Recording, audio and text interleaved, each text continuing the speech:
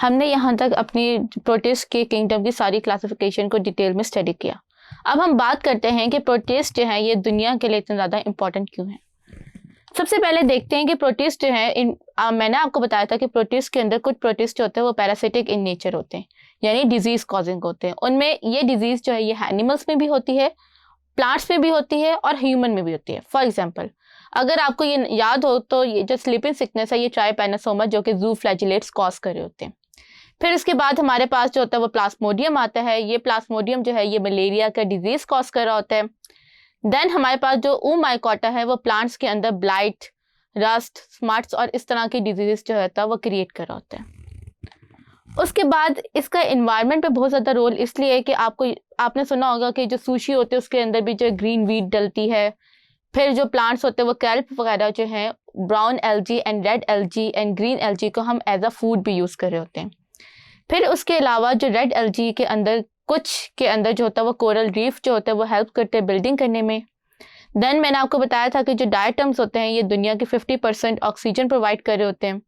उसके अलावा कुछ ऐसे जिनको हम फोर्मेनिफोरंस कहते हैं, जो सार्कोडीन्स की कैटेगरी में आते हैं, वो ऐसे होते हैं कि उनके जो शेल्स होते हैं वो कैल्शियम कार्बोनेट से क्रिएट होते हैं। और ये काफ़ी मिलियन ईयर्स पहले जो वो फोर्मेनिफोरंस जो थे, प्रोटिस्ट जो दुनिया में रहते थे, जब उनकी डेथ हुई तो उनका जो कैल्शियम लाइमस्टोन था या उनके जो शेल्स थे वो ओशन के बॉटम पे जाके डिपॉजिट हुए और उसने अब दुनिया के अंदर जो है वो लाइम स्टोन के डिपॉजिट का ज़रिया बने। उसके बाद जहाँ फूड की बात आती है वहाँ पे सीवीड की बात आती है। हम लोग सुशी के अंदर, हम लोग अपने हेल्दी फूड के अंदर जो है वो इसको सीवीड्स को यूज़ करते हैं एज अ फूड।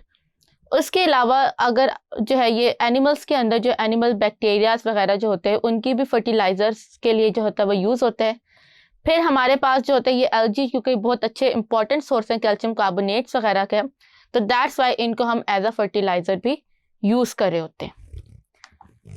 फिर इंडस्ट्रीज़ के अंदर इसका क्या काम होता है, जैसे आजकल आपने सुना है इन्वायरमेंटल फ्रेंडली का जो है बहुत ज़्यादा स्लोगन हिट हुआ हुआ है।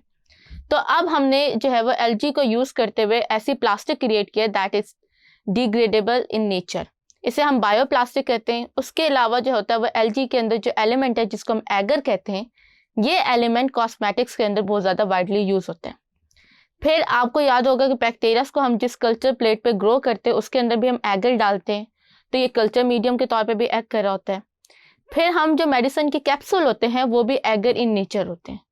तो दैट्स वाई हम कहते हैं कि जो प्रोटिस्ट होते हैं वो मेडिसिन की क्रिएशन में भी हेल्प कर रहे होते हैं।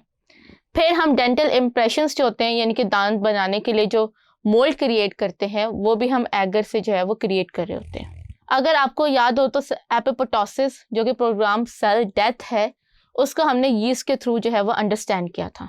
फिर उसके अलावा जो क्लोरेला जो पहला फोटोसिंथेटिक यूनिसेलुलर ऑर्गेनिजम्स है, उसके थ्रू जो हम फोटोसिंथेसिस की लाइट एब्जॉर्प्शन स्पेक्ट्रम, फोटोसिंथेसिस के अंदर जो प्रोसेस होते हैं, केल्विन साइकिल, उन सबको स्टडी करते हैं। फिर जो स्लाइम मोल्ड होते हैं जो कि फंजाई इन नेचर हैं, जैसे अपनी फूड को डाइजेस्ट करते हैं और एक्सक्रीशन का प्रोसेस करते हैं, उसके थ्रू जो है वो हम लाइफ के या बायोलॉजिकल प्रोसेस और बॉडी सिस्टम्स को जो है वो अंडरस्टैंड करते हैं।